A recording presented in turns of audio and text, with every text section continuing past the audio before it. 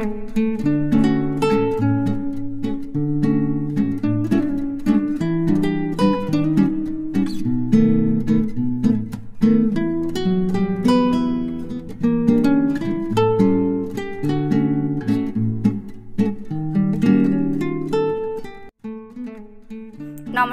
কেমন আছেন সবাই?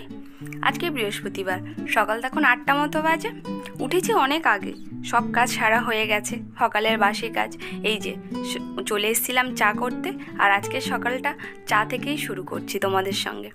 আর বলেইছিলাম এই কদিন মেয়ের স্কুল ছুটি আছে, তাই মেয়ে স্যার সকালবেলা করে পড়াতে আসবে, তাই অগত্যা তাড়াতাড়ি ঘুম থেকে উঠতেই হবে।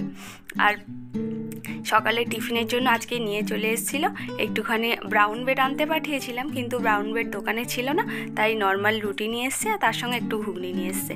আর ওই রুটিটাকে সেঁকে দিয়েছি, আর একটু ঘুগনি দিয়েছি, আর একটু চা আর বিস্কিট দিয়ে দিয়েছি। ওটা স্যারকে পাঠিয়ে দিলাম টিফিনটা, আর আমরাও একটু টিফিনটা খেয়ে নিয়েছি।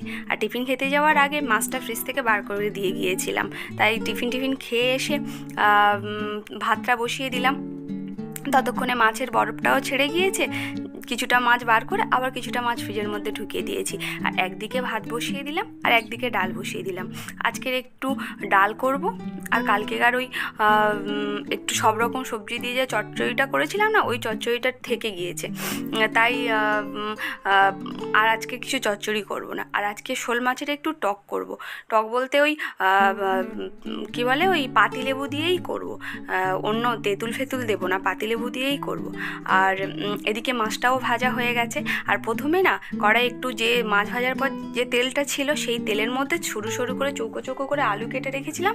ওই কিছুই দেবো না, কোনো মশলা দেবো না, শুধু ওই আলুটা দেবো, দিয়ে একটু নেড়ে চেড়ে নিয়ে তাতে একটু হলুদ লবণ দিয়ে একটু নেড়ে চেড়ে আর জল ঢেলে দেবো। দিয়ে আলুটা সিদ্ধ হয়ে গেলে মাছগুলোকে দিয়ে দেবো, দিয়ে কিছুক্ষণ ফুটতে দেবো। তারপরে আমি এটাকে সাঁতাল দেবো। আর কালকে রাতে মেয়ে বায়না করছিল যে বিরিয়ানি খাবে, কারণ 25শে ডিসেম্বরটাও এমনি শুধু শুধু যাবে, তাই রাত্রে বিরিয়ানি করেছিলাম বলে কালকে আর কিছুটা তরকারি বলতে ওই চচ্চড়িটাই থেকে গিয়েছিল। মাছের তরকারিগুলো খাওয়া হয়ে গেছিলো, চচ্চড়িটা থেকে গিয়েছিল, তাই আজকের ভাবলাম আর চচ্চড়ি করবো না, তাহলে চচ্চড়ি করলে তাহলে ওই চচ্চড়িটা আবার থেকে যাবে, ওই জন্য ভাবলাম না চচ্চড়ি আর করবো না। এই দেখো মাছগুলো দিয়ে দিয়েছি, এবার আমি নামিয়ে নেবো। নামিয়ে নিয়ে কড়াটা ভালো করে ধুয়ে এবার আমি ফোড়ন দেবো। ফোড়নে দিয়েছিলাম 5 ফোড়ন আর সর্ষের তেল, আর এটাতে না আমি কাঁচা লঙ্কা ফোড়ন দেবো। এই টকে না কাঁচা লঙ্কা ফোড়ন দিলে ওর স্মেলটাই একটা অন্যরকম আসে। আমি যে কোনো টক রান্না করার সময় আমি কিন্তু কোনো দিন শুকনো লঙ্কা ফোড়ন দিই না, আমি সব সময় কাঁচা লঙ্কা ফোড়ন দিই। আর ওই যে কাঁচা লঙ্কার যে স্মেলটা না টকের সঙ্গে মিশে গেলে দারুণ লাগে।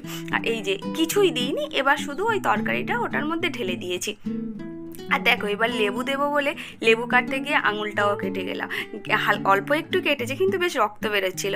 ওটা তো আর এখন ধরে বসে থাকলে হবে না, ছোটোবেলায় হলে অনেকক্ষণ ধরে বসে থাকতাম। যাই হোক, আর এই লেবুর টকটা না গ্যাসটা জাস্ট একদম অল্প করে দিয়ে, আর নামিয়ে নেওয়ার ঠিক আগে টকটা দিয়ে একটু নেড়ে চেড়ে জাস্ট গ্যাসটা বন্ধ করে দিতে হবে, নাহলে কিন্তু আবার তিতা হয়ে যাবে। লেবুর টক দিয়ে বেশিক্ষণ তরকারি ফোটানোই যাবে না, ফোটালেই তিতা হয়ে যাবে।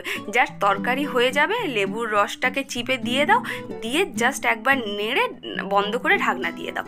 আর এদিকে রান্নাও আমার কমপ্লিট হয়ে গেছে।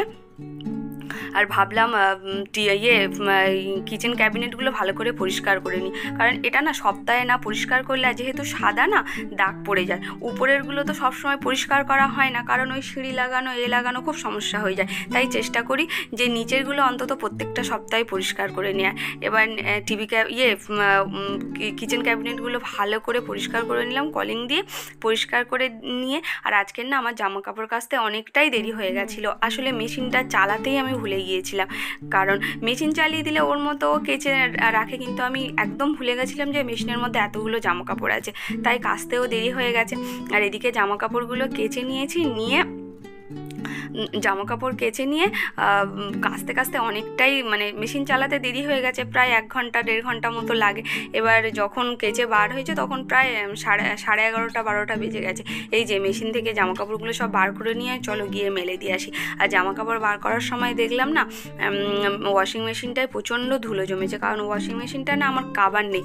কাভার থাকলে হয়তো এত ধুলো জমে না, আর কালোতে বোঝা যায় একটু ধুলো পড়লেই। তাই জামা কাপড় কটা মেলে দিয়ে এসে ভাবলাম ওয়াশিং মেশিনটা ভালো করে পরিষ্কার করে নিই। ওয়াশিং মেশিনটা পরিষ্কার করতে গিয়ে ভাবলাম ফ্রিজটাও পরিষ্কার করে নিই আর টিভি ক্যাবিনেটটাও পরিষ্কার করে নিই, ওরা আর পড়ে থাকবে কেন। কিন্তু আবার ভাবছি কালকের থেকেই আবার কাজ হবে। আমার যে কাজটা বাকি ছিল এই ছোটো ঘরের টাইলসটা বসাবে, কিন্তু তাও ভাবলাম ঠিক আছে থাক, পরিষ্কার করছি যখন পুরোটা ভালো করে পরিষ্কার করেই নিই।